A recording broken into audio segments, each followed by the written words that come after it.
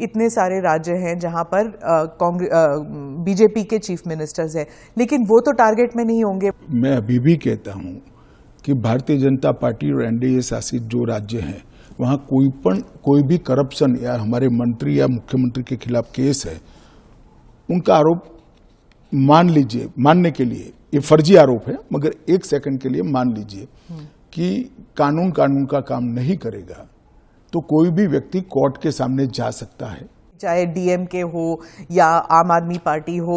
आप सबके नेताओं को आप जेल में डाल देंगे। ये फिर वही पॉलिटिक्स की बात हो गई ना, क्योंकि आप कह रहे हैं कि इतने सारे राज्य हैं जहां पर बीजेपी के चीफ मिनिस्टर्स हैं, लेकिन वो तो टारगेट में नहीं होंगे। वो तो कह रहे हैं कि जहां पर बीजेपी की सरकार नहीं है वहां के चीफ मिनिस्टर्स को आप टारगेट बनाएंगे, खासकर ये जो इंडिया अलायंस के जो चीफ मिनिस्टर्स हैं।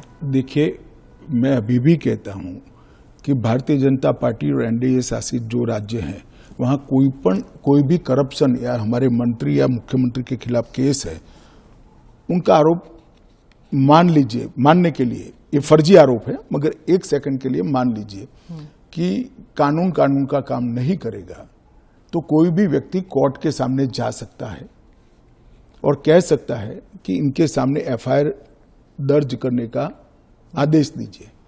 और जब उनकी सरकार थी और वो ऐसा करते थे तब बहुत सारी जांच कोर्ट के आदेशों से शुरू हुई है।